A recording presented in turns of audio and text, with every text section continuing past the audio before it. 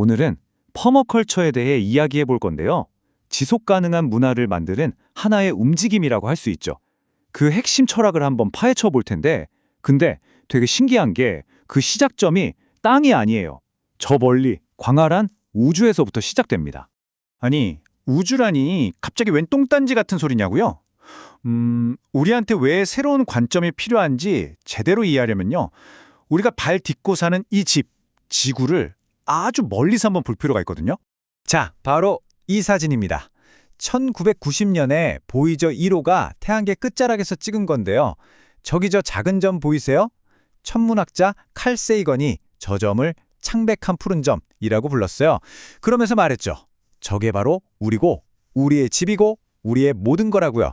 정말 유일한 우리 집인 거죠. 사실 이런 생각은 칼 세이건이 처음 한 건 아니에요. 훨씬 전인 1961년에 인류 최초로 우주에 나갔던 유리 가가린도 비슷한 걸 느꼈거든요. 그가 우주에서 지구를 딱 내려다보니까 우리 모두의 집인 이 지구가 정말 작고 연약하구나 하는 걸 직접 본 거죠. 이렇게 우주에서 지구를 바라보는 관점은요, 결국 우리를 아주 근본적인 질문으로 이끌어요. 인류가 늘 고민해왔던 질문이죠. 이 작디 작은 행성에서 우리는 도대체 어떻게 함께 살아가야 하는가? 바로 이겁니다. 그 질문에 대해서 인류는 늘 나름의 답을 찾아왔어요. 그게 뭐였냐면 바로 윤리라는 겁니다. 일종의 사회적인 약속 같은 거죠. 우리가 어떻게 함께 살아갈지에 대한 기준이요. 다시 말해서 윤리라는 건 우리 어떻게 하면 같이 잘 살 수 있을까 하는 고민에 대한 답이에요. 특히나 우리가 쓸 수 있는 자원이 한정되어 있을 때 뭐가 옳고 뭐가 그른지를 알려주는 나침반 같은 역할을 하는 거죠. 이게 뭐 아주 새로운 얘기는 아니에요. 예를 들어보면 옛날 조선시대의 우리 마을들에는 향약이라는 게 있었잖아요.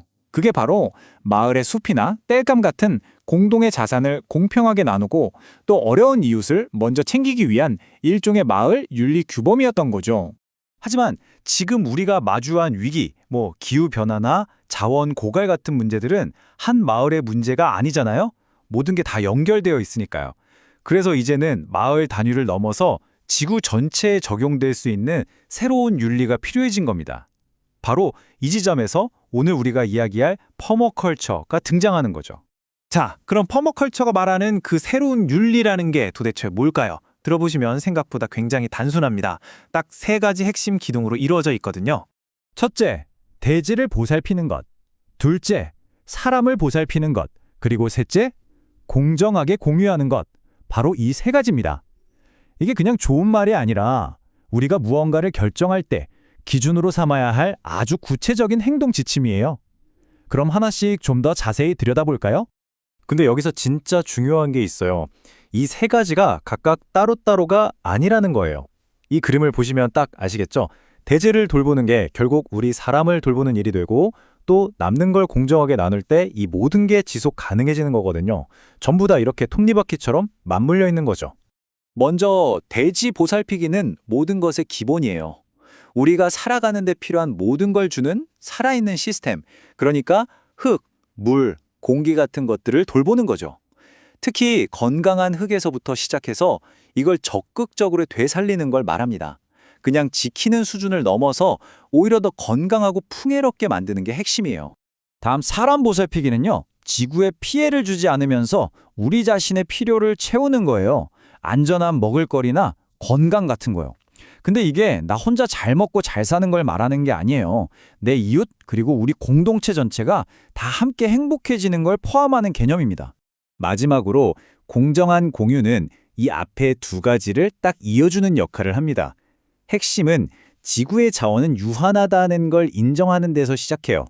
그러니까 내 소비에는 한계를 정하고 내가 쓰고 남는 것들, 예를 들면 시간이나 내가 가진 지식, 아니면 정원에서 수확한 채소 같은 잉여 자원들을 다른 사람들과 나누자는 거죠. 자, 여기까지 들으면 와, 이론은 정말 그럴듯하고 멋지다 이런 생각이 드시죠? 그럼 이 좋은 윤리들을 우리 일상생활에서 구체적으로 어떻게 실천할 수 있을까요? 한번 몇 가지 사례를 보면서 이야기해 볼게요. 가장 먼저 먹을거리 얘기를 해볼까요? 퍼머컬처 윤리는 우리한테 이렇게 질문을 던져요. 당신이 지금 먹고 있는 그것, 어디서 어떻게 온 건지 아세요? 이 질문 하나만으로도 많은 게 바뀌죠. 자연스럽게 먼 곳에서 온 것보단 우리 지역에서 난 걸 찾게 되고 대기업보다는 작은 농가를 돕는 소비로 이어지게 되는 거죠. 그리고 땅, 즉 토양에 대해서는요. 건강한 흙을 만드는데 정말 집중을 많이 해요. 왜냐면 이게 지속 가능한 사회의 가장 기본이거든요. 여러분, 그거 아세요? 건강한 흙 한 줌에 이 지구에 사는 모든 사람 수보다 더 많은 미생물이 살고 있대요. 정말 놀랍지 않나요? 쓰레기 문제도 마찬가지예요. 퍼머컬처에서는 쓰레기라는 개념 자체를 다르게 봅니다. 버려야 할 쓸모없는 게 아니라 다음 단계에서 쓸 수 있는 귀중한 자원으로 보는 거죠. 가령 부엌에서 나온 음식물 쓰레기는 그냥 버려지는 게 아니고요.